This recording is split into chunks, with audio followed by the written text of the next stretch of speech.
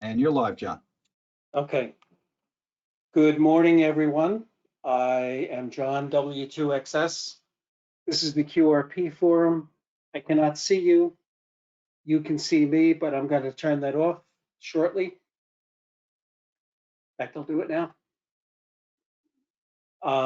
Welcome to the presentation. I must tell you right up front that I have way too many slides, so I'll have to go very quickly. And this is about QRP. And I'm going to try to emphasize certain things that I think are important. And what I'd like to say is that if I cannot finish everything, please look at the presentation afterwards. You can download it and read it and go through it more slowly than I have to go through it today. I appreciate you coming here today. I know there's other things to do, but you can look at all of them eventually. So first thing I want to bring up a slide is about how old is QRP?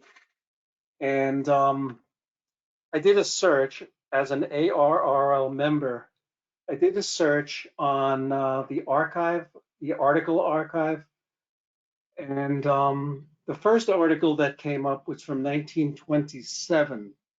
And this guy described a one-tube receiver, a one-tube transmitter that weighed 22 pounds total, 23 pounds total, and was one of the first portable rigs that I saw in QST. Batteries lasted 2 hours a day, a month at that, and people did not know how to measure output power back then, but he said the range would be 10 to 15 miles, so I'm sure it was pretty low power. But QRP has been going on for a long time.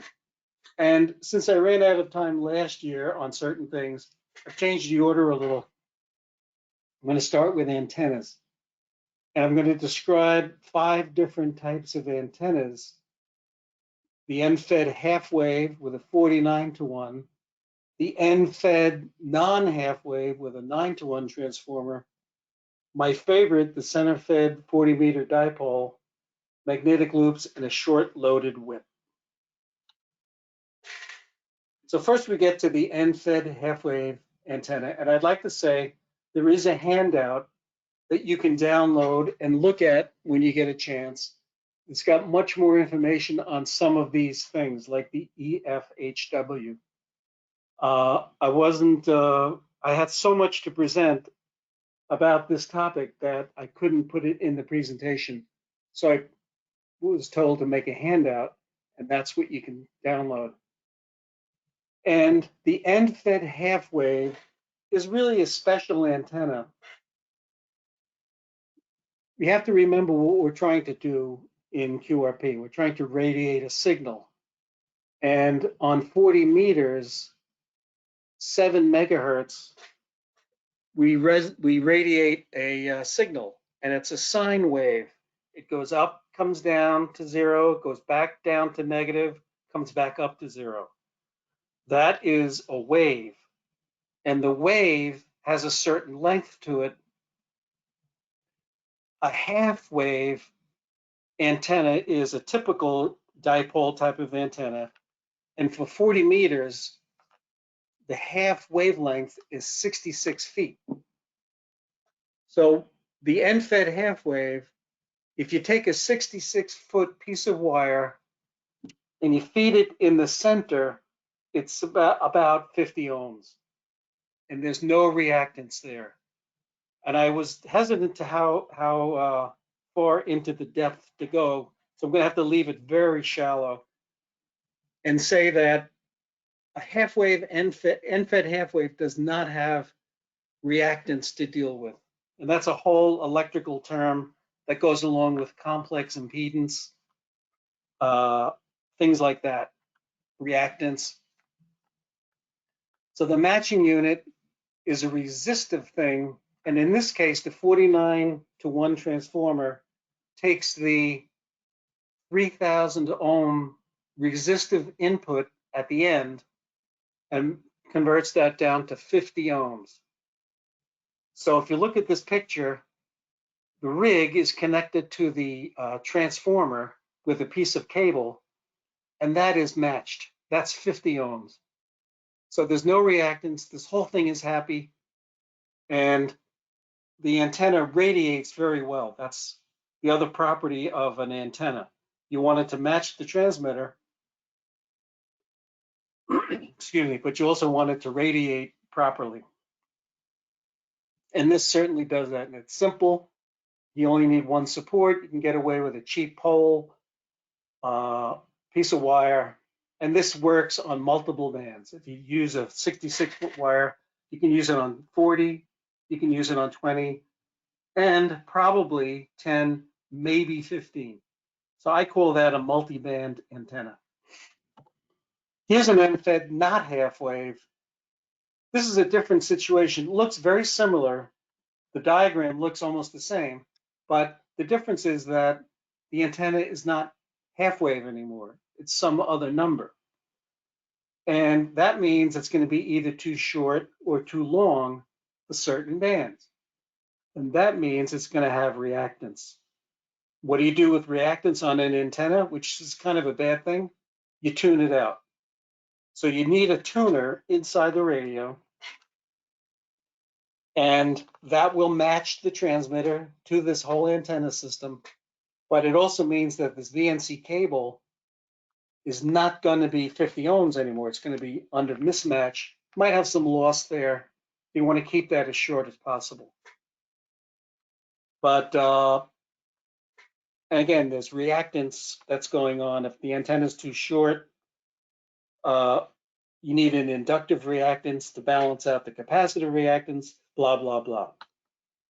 These are the typical lengths of the 9-to-1 transformer type of antenna: 29, 35.5, 41, 58, etc. Those have been proven to be easiest to match with the tuner. And you need a counterpoise with this thing, which is a certain length of wire connected to the counterpoise terminal of the tuning mechanism over here. So it's an effective antenna, not quite as good as end-fed half-wave, but if you're in the field and you want to tune up quickly, it'll give you a way to get a signal out there.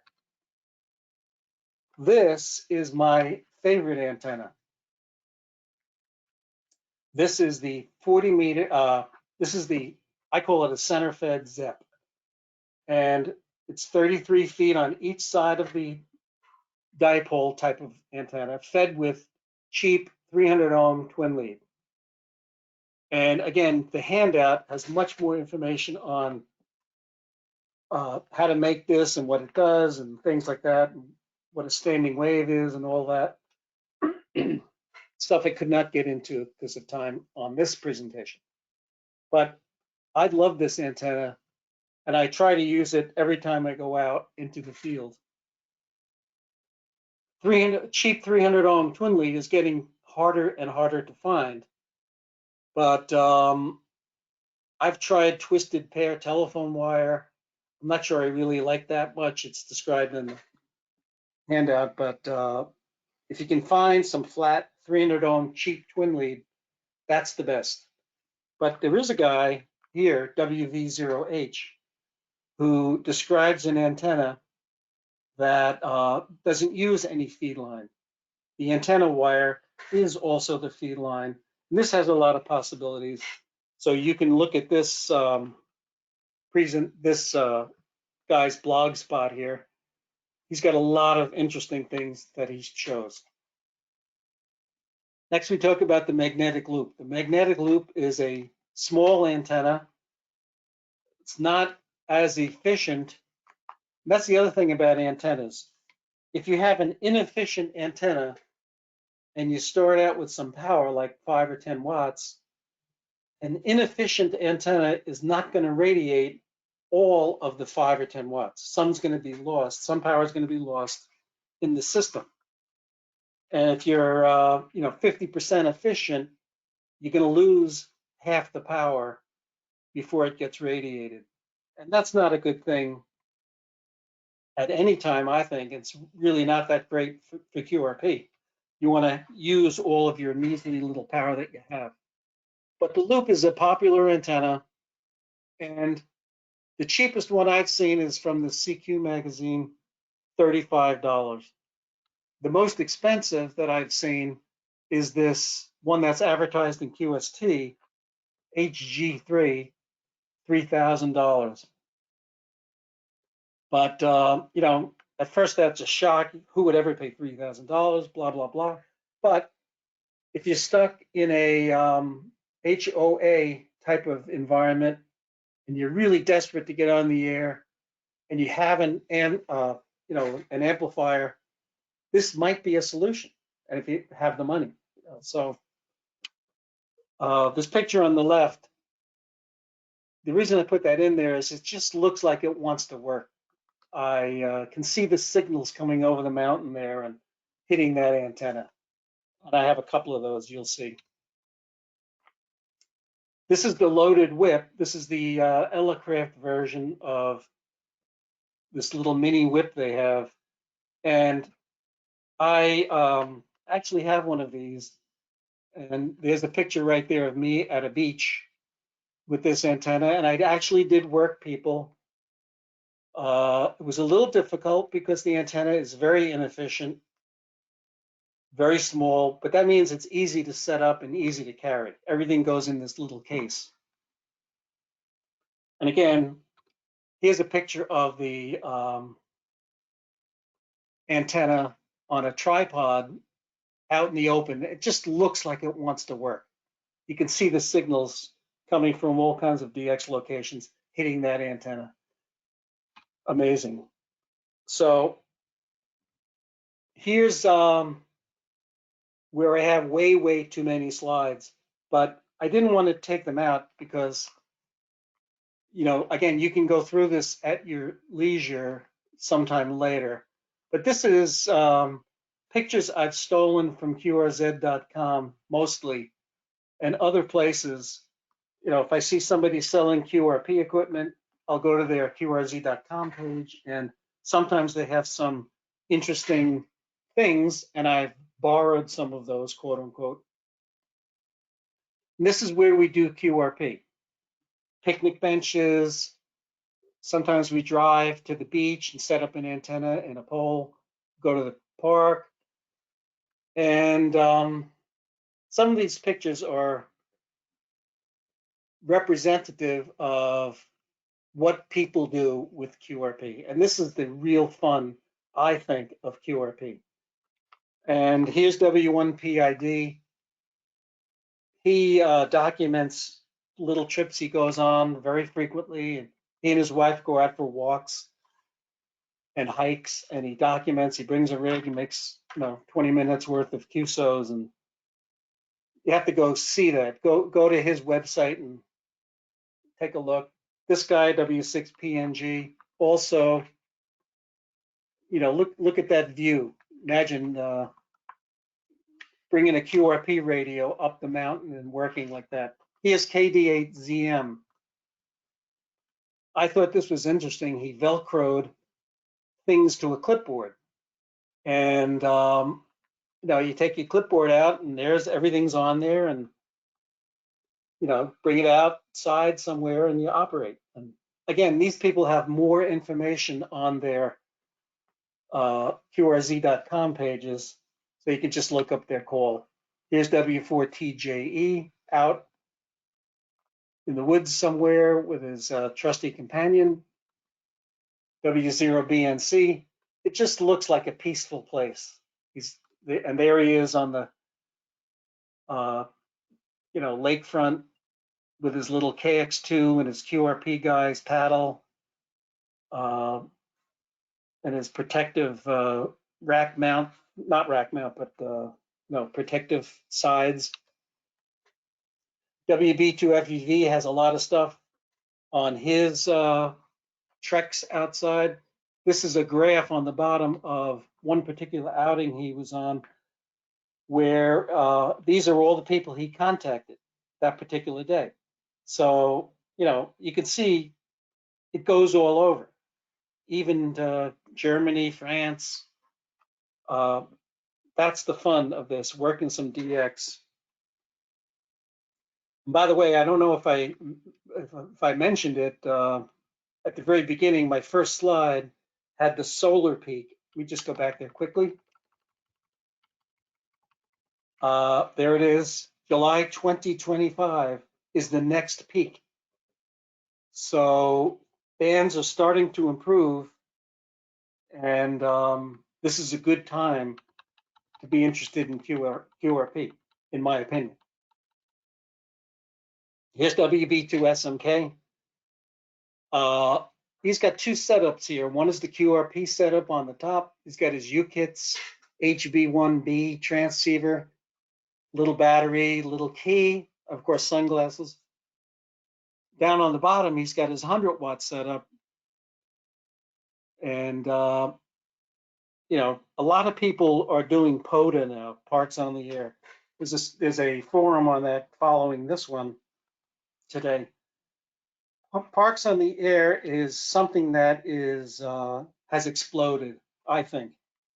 Every day, you look at the DX spots rolling in on the logging programs, and it's POTA all over the place, which I think is a lot of fun. I go out of my way to try to work POTA stations, and they're usually working pileups, and some of them are doing very well. They're very loud. A lot of people are running 100 watts, 50 watts now for POTA.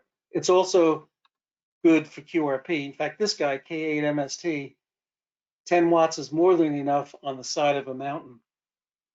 And he's got his little KX3 there and sitting there, operating, making contacts. Here's KA5HZV out in the desert somewhere. That looks like a nice isolated spot to work. Probably the noise level is low. By the way, I'll have something to say about noise level later. Here's N4UM communing with nature out there in the wilderness with, wildlife, birds. Here's Matt, K2EAG. This guy has a lot of stuff on QRZ.com. I only picked these two because they represent what I think might be a professional POTA station. And I worked Matt on 80 meters from his car. He checks into a traffic net once in a while with portable mobile.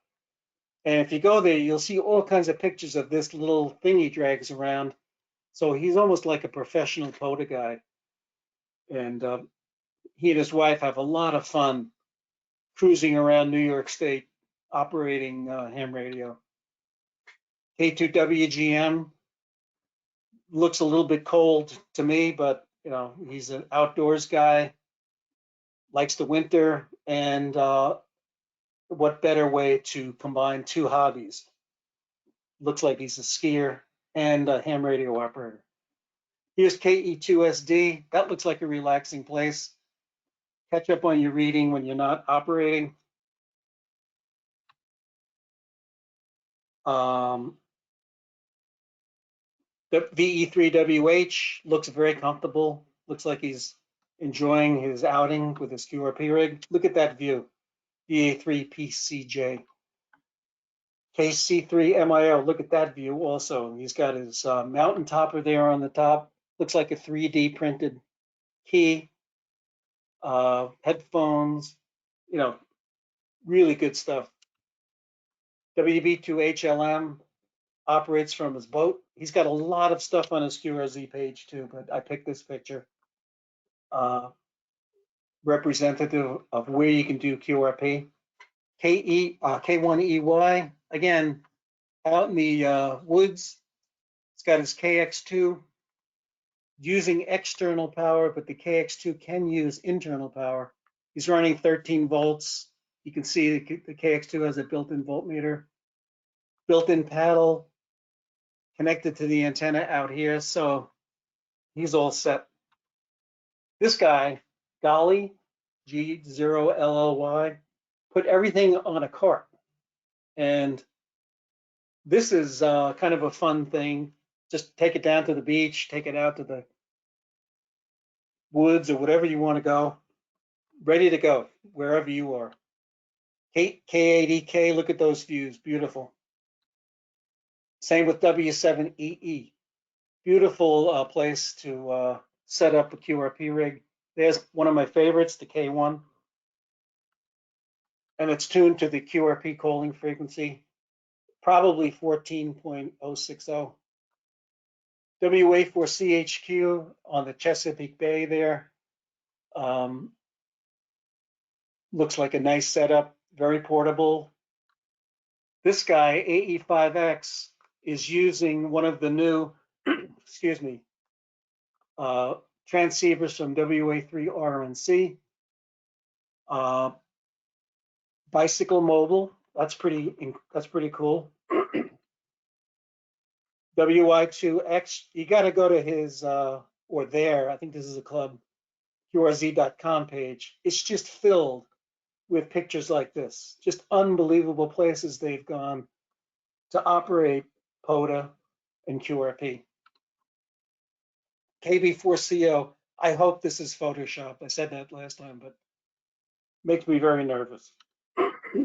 W6NIB, beautiful view, great place to operate. Looks like the antenna's right there, bungee corded to the table.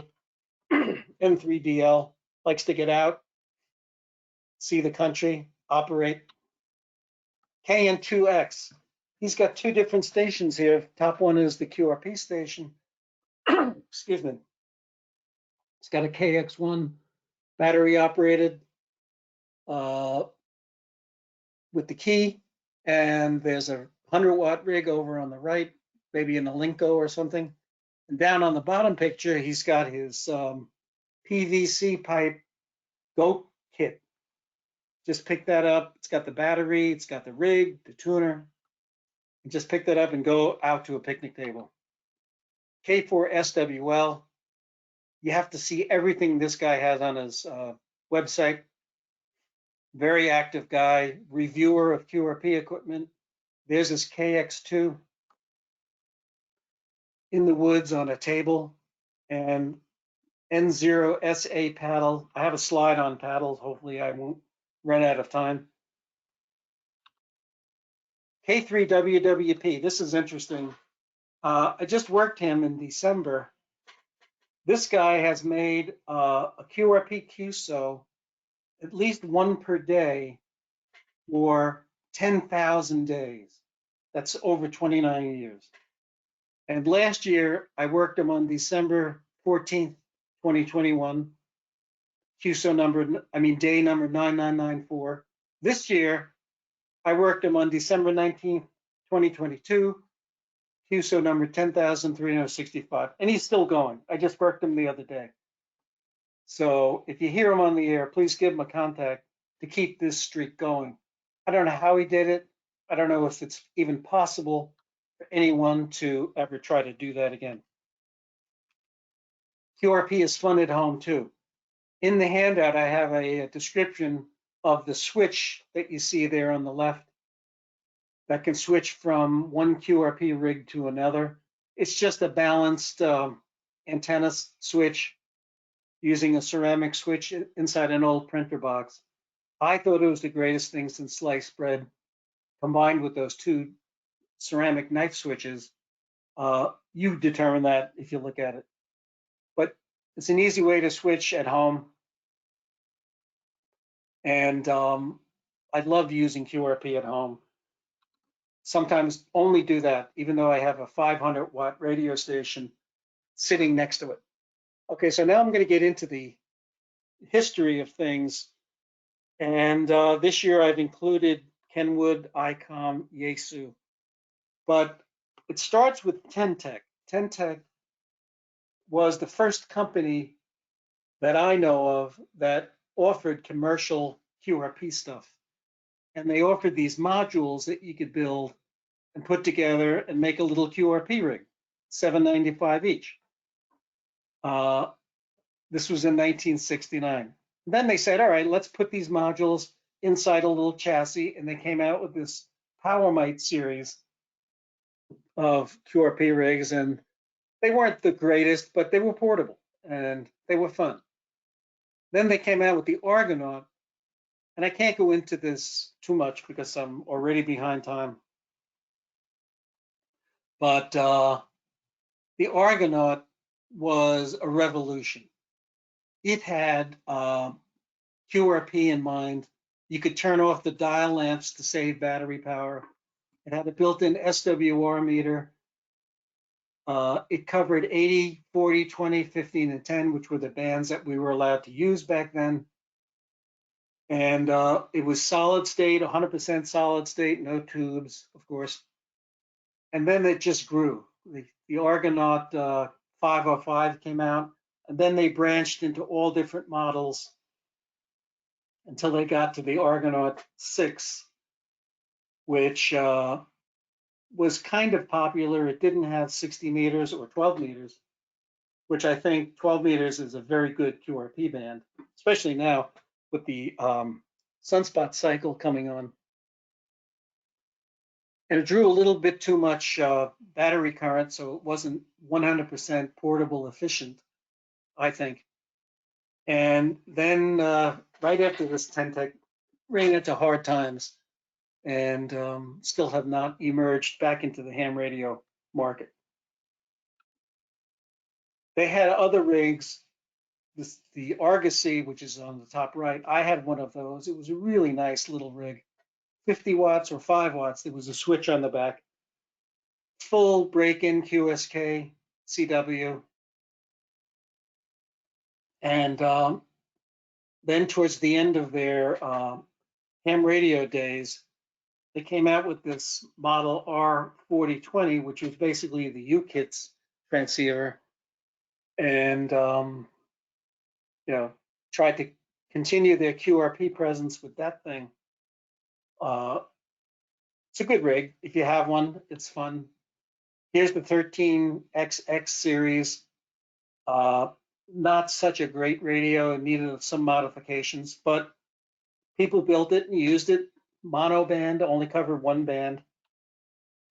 Here's the power amplifier they made in 1972. Then we get to Heathkit. Heathkit, I think, started a revolution. It was my first QRP rig. And by the way, this link at the top here that I call best link ever, if you ever want to read any magazine, 73, Electronics Illustrated, Popular Electronics, all kinds of different things, it's on this link. These, you want to go see all the Lafayette catalogs from the 60s, Radio Shack, Bernstein, Appleby, all kinds of things, you go to this link. That's why I said it's the best link ever.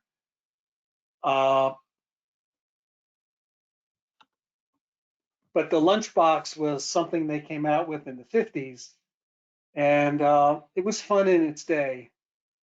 Again, you can read over all this stuff when you get a chance to look at this in more detail. This was a super regenerative receiver, wide as a barn door, but in its day, it was a lot of fun. I'm not sure it's usable today, although people are still asking a lot of money for this. HW7 came out in the 70s, very poor front end, overloaded quite a bit. A lot of people did modifications on it. HW8 came out in the 80s. That had a better front end design. It still was a direct conversion receiver. And if you don't know what direct conversion is, you have to hear it to experience it. And you listen to both sides of the zero beat. And that basically doubles the QRM from stations. There is a way to get around that. Excuse me. But it's a clean sounding radio, although you hear both sides. It doesn't have a crystal filter in it or anything like that. And but it was a good working radio. Still, people want a lot of money for this. I don't know if it's worth $200-300 anymore, but that's what people seem to be asking. This is the HW9. Some people love this receiver. It did have some design problems. There are modifications listed in certain publications, QRP Power, QRP Classics, among others. In fact, if you go back to the HW8, if you get the HW8 Hot Water 8 Handbook, it's got a bunch of HW9 modifications in it also. Now let's talk about Elecraft. Elecraft is still around. They came out in 1998 or so. And first time I noticed anything about Elecraft was Wayne Burdick published this modification to the HW8 in 1984. And he turned 80 meters into 30 meters. For those of you who don't know, in the 80s, we got something called the work bands, 30, 17, and 12 meters that all came in the 80s. So all the companies started designing new radios that covered them. The Ten-Tech Triton 4, for example, only covered 80 through 10, not the work bands. Then the work bands came out and they designed the Omni series of radios, which included the work bands. So this was a typical article on QRP modifications, and you can see it was very well done, very detailed. He even told us where to buy the parts, what to buy, where to put it, things like that. Then WA3RNC, who's still around, he's got some new radios out now that really should be looked at. He came out with this receiver, the Neophyte, and it uses two chips, that's it, NE602, LM386. And where these chips came from was the old analog cell phone industry back then. In the 80s, all the cell phones were analog, and they had chips like this in there. So this guy figured out a way to connect these two chips in a direct conversion receiver, which means you hear both sides of the zero beat, no filtering, no crystal filters, no audio filter in this one. But it worked, and it was portable and all that. A lot of people built these things. Here's Wayne sending in to Hints and Kinks a modification to that receiver to get on 15 meters. So this is before he did Elecraft. He was out there in the QRP community. He wrote this article called The Safari, published in a magazine called QEX, ARRL publication. And it's got a built-in tuner, built-in receiver incremental tuning, SWR meter, keyer, paddles, had AGC, which was unusual for a QRP rig, built-in battery, 1 watt output. So back in 1990, he designed this little box that had everything in it. You just needed to hook up the antenna. Then in the 90s, he designed for the NorCal QRP Club the NC40A, the SST, the Sierra, and the 49er. And where it says back issues with this link, this is a link to all the different issues of the NorCal magazine, QRPP. And in there, it describes all the history behind these rigs and the modifications and all the fun people had back then. This was fun. I had and still have an NC40A and an SST. And it was great. He encouraged people to open up the box, get in there, change things around, get more output power. But I just want to say something about this link. It links to like all the magazines they published for 10 years. So it's a lot of enjoyable reading just following this link. But in this presentation and also in the handout, I have 100 links to follow on various things. Some of them are really, really interesting, in my opinion. Here's the Elecraft history. They came out with the K2 first, then the K1, then the K2-100, then the KX1, and then the T1. Here's the KX history, the KX1, KX2, KX3. KX3 actually came out before the KX2. And I'm going to say something about this kind of rig in another couple of slides. Here's the K3 and the K4, not QRP, but very, very powerful rigs out there. Here's Yaesu, and I remember in the 70s, Yaesu came out with a QRP rig called the FT7.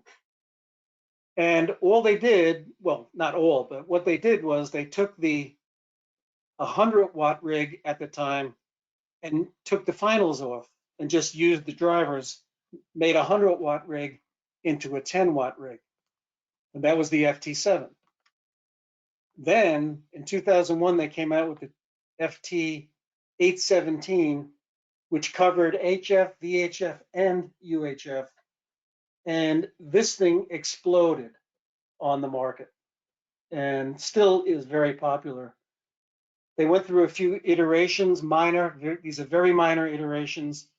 Today, they still have the FT818 ND, which runs 6 watts instead of 5.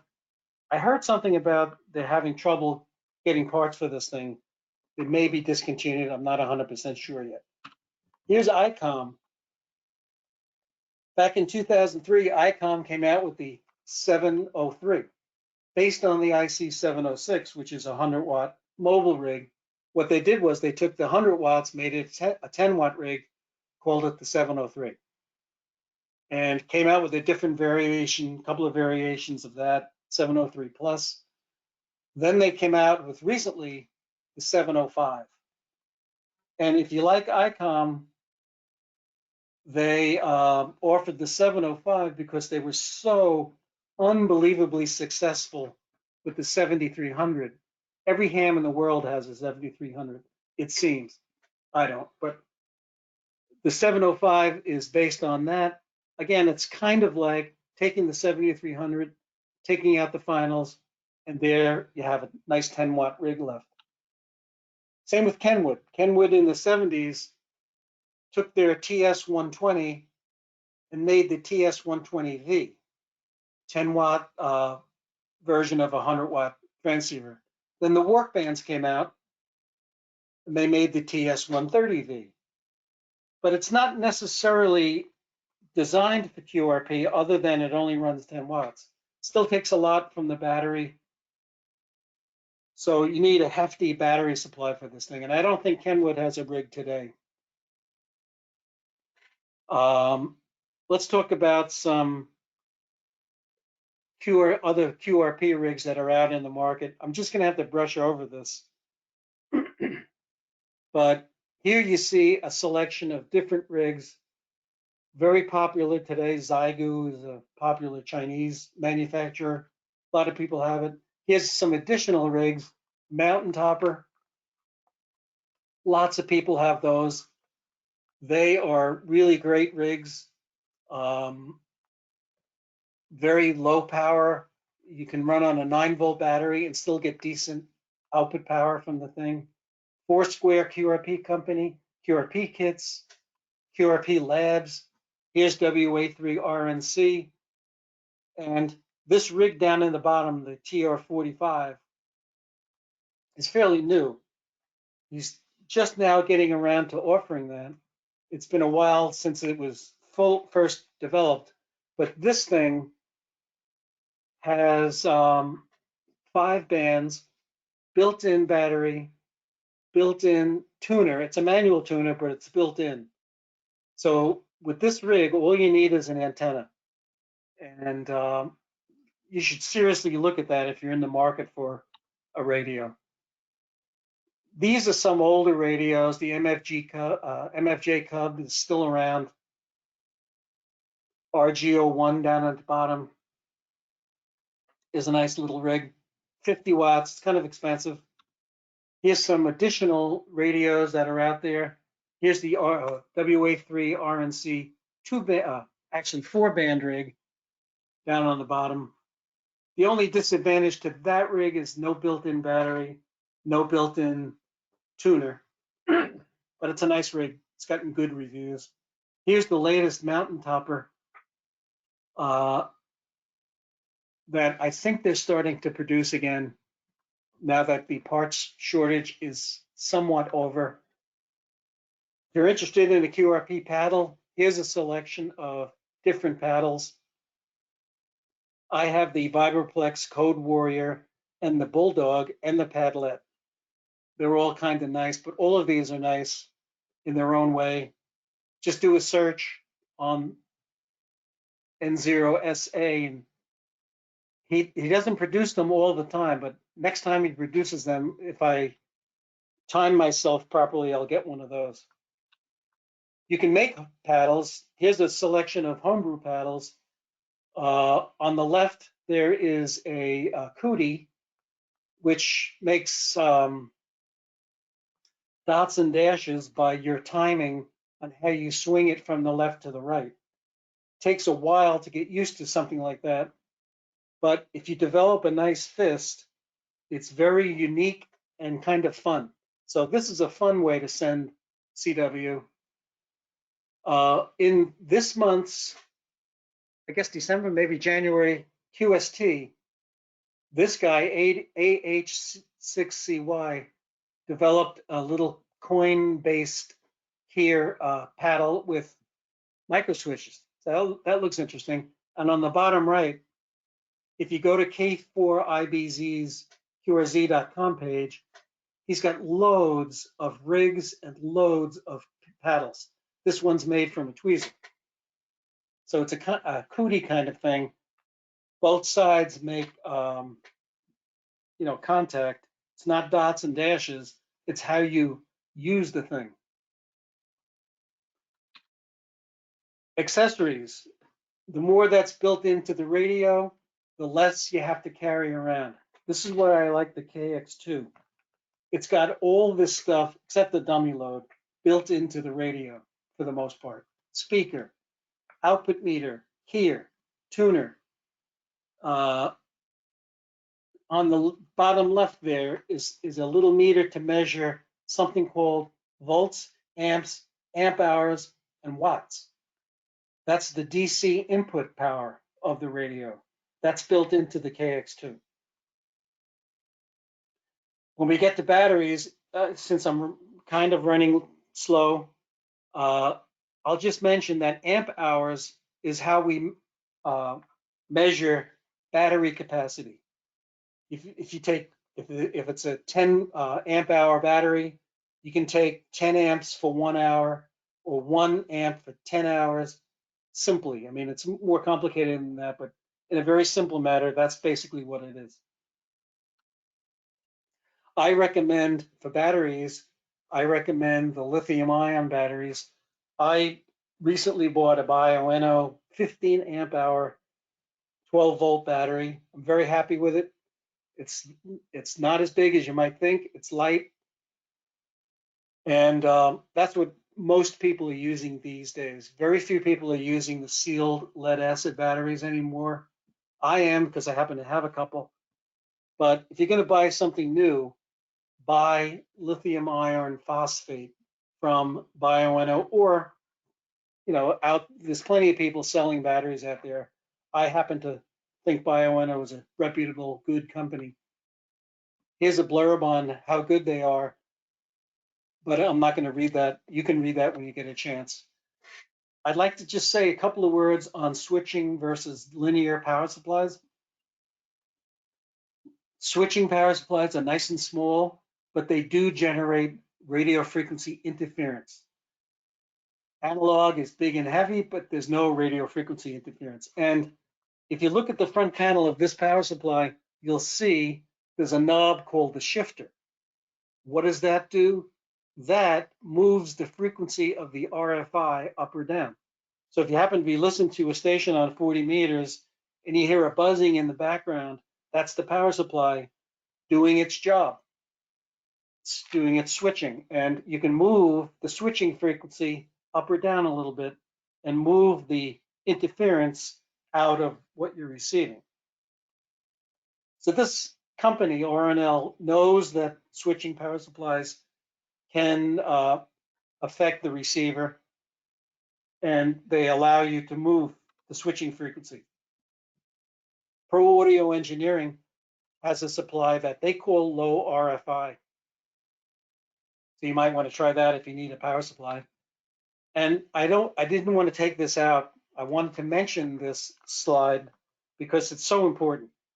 And it was a surprise to me when I found this out, that my printer covered up 20 meters. So on the left, there's a picture of the spectrum of 20 meters when I came down to my shack one morning and I didn't hear any signals. So I said, oh, it's a quiet day. Then accidentally I turned off my printer, and lo and behold, the noise floor dropped down from S5 to S3. All of a sudden I heard signals. I remember actually working those signals. So there is noise present in certain things we have in our shacks. I know for a fact that my printer is noisy. My battery charger for the Bose speakers I use in my shack is very noisy. So I have a multiple outlet strip now. I turn that stuff off when I'm on the air. This is just some stuff that I've bought over the years. I found very interesting. QRPguys.com sells a lot of great stuff. QRPkits.com also has some great stuff. And here down on the bottom right, it says out of stock temporarily on the website, but this thing is a 3-band little radio, built-in tuner, built-in battery. So it's nice for portable use. It's not an auto tuner, it's a manual tuner, but you know, it still has in it something you don't have to carry around. This is Foursquare QRP Club, and they sell some really good stuff. And I was intrigued when I went there recently and looked at this T41.EP thing. I don't know much about it, but it looks SDR based and looks very interesting, doesn't it? So you might want to go there and check this out if you're in the market for this kind of radio. Soda Beams. I'd like to buy everything that Soda Beams sells. And they have all kinds of nice accessories and poles and things. Here are the QRP calling frequencies. You get on 20 meters and you want to talk to QRP people, you go to 14.060. You don't have to go here. I generally go all over the place like I do normally. And, you know, sometimes people don't even know you QRP. So in summary, this is a great time for QRP. Fun and efficient rigs are out there. You can get single banders, which is also a mono bander, multi-banders. I happen to like the QRP rigs out now that cover the bands that the 705 covers, the KX2, KX3 cover, 8310. They're all good QRP bands at certain times. But you can buy a 40-meter radio and stay on 40 meters, no problem with that. Batteries are small and light these days. Solar peak is coming.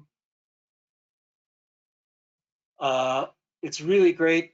QRP is getting out there more than it used to with the solar minimum.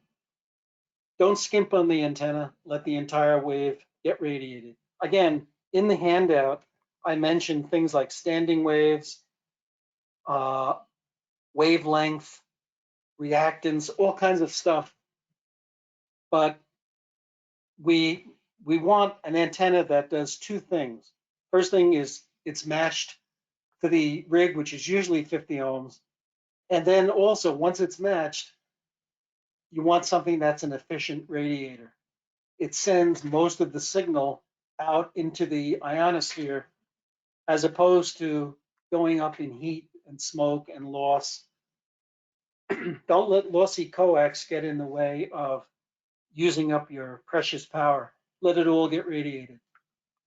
Unfortunately, And John, we've reached the time allotment for your session. okay. Any questions? Check out the handout. Thank you. 73. And thank you, John.